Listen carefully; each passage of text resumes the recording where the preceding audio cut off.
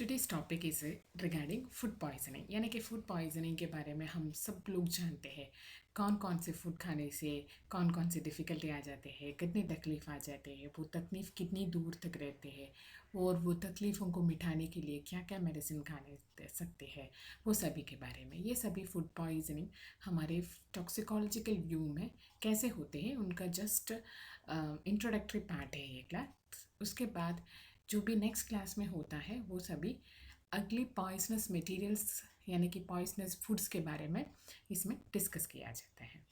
तो फिर food poisoning होता है कि एनी इलनेस, कोई भी बीमारी हो विच से इंजेक्शन ऑफ फूड्स यानी कि खाना खाने से जो भी इलनेस होते हैं, शायद वो बैक्टीरियल हो या फिर नॉन बैक्टीरियल प्रोडक्ट्स के खाने से हो, उन सभी इलनेस को इसमें कर दिया जाता है। उसमें एक्यूट गैस्ट्रोइंटेस्टाइटिस हो सकता है बैक्टीरियल इन्फेक्शन से, वो फूड और ड्रिंक से भी हो सकता है। WHO डेफिनेशन ये देते हैं कि आइदर इन्फेक्शियस और टॉक्सिक मटेरियल जो भी खाते हैं उससे जो डिसीजेस हो जाते हैं, यानी कि वो कोई भी एजेंट्स वो जो हमारे बॉडी के अंदर एंटर होता है through the injection of food, वो डिसीजेस को फूड पॉइजनिंग बोलते हैं।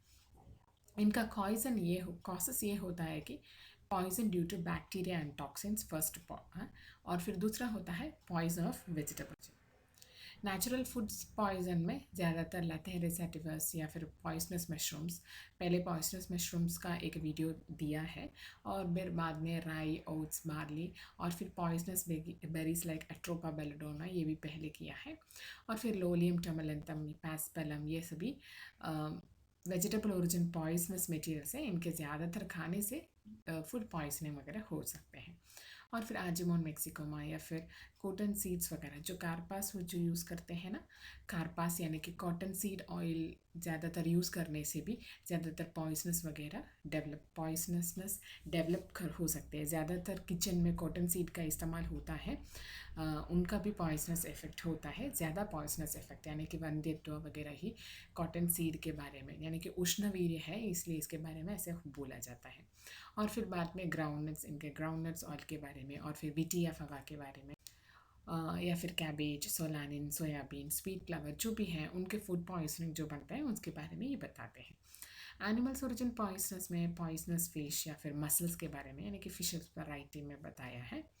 इनका केमिकल्स ये होता है, यानी कि ज़्यादातर केमिकल फूड पॉइजनिंग क्या होता है कि जो भी फूड में, यानी कि प्रोसेस्ड फूड, ज़्यादातर बर्गर, पिज़्ज़ा कोई भी हो, वो प्रोसेस्ड फूड में फ्लेवर्स के लिए जो ऐड करते हैं, यानी कि फ्लेवरिंग एजेंट बोलते हैं, वो ज़्यादातर फूड पॉइजनिंग बन जाते हैं। या फिर कोई कलरिंग एजेंट्स, हम आइसक्रीम जब खाते हैं तो आइसक्रीम में यूज़ करने वाले कोई भी कलरिंग एजेंट्स, प्रिजर्वेटिव्स या फिर फैट एक्सट्रैक्शन के लिए जो भी सर्व करते हैं, या फिर हाइड्रोकार्बन्स लाइक सॉल्वेंट्स जो यूज़ करते हैं, इनकी वजह से भी फूड पॉइजनिंग हो जा सकते हैं।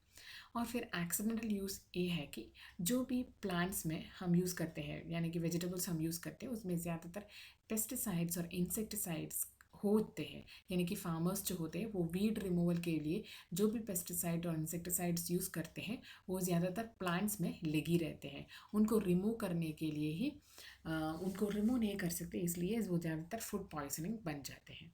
और फिर फूड प्रोसेसिंग में ज़्यादातर फ्लैशी फूड्स वगैरह के इस्तेमाल से ज़्यादातर हो जाते हैं, क्योंकि फ्लैशी फूड्स ज़्यादातर एक्यूमुलेट द पॉइजन, और फिर रेडियो न्यूक्लियाइड्स वगैरह इसमें हो जाते हैं।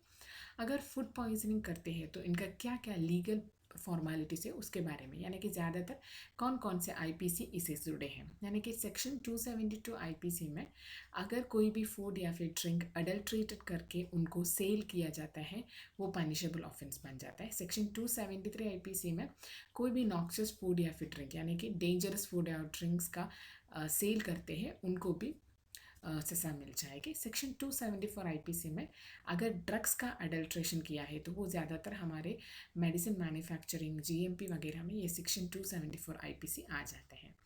सेक्शन 275 आईपीसी मतलब अडल्ट्रेटेड ड्रग्स का अगर सेल किया जाता है तो ये दोनों 274 275 आईपीसी से ज़्यादातर ड्रग कंट्रोलर केस लगा देते थे। और फिर सेक्शन 276 आईपीसी में ज़्यादातर सेल ऑफ ड्रग्स, यानी कि दूसरा ड्रग बना के, पहले बोलते हैं ड्रग ए बोल के ड्रग बी को सेल करता है, या फिर कोई भी प्रिपरेशन ये बोल के दूसरा प्रिपरेशन दे देता है, वो पनिशेबल ऑफेंस है। इंसानी के लिए क्या सज़ा मिलते हैं कि 6 मंथ्स इम्प्रिजनमेंट या फिर फाइन या फिर दोनों भी मिल जाते हैं इसमें।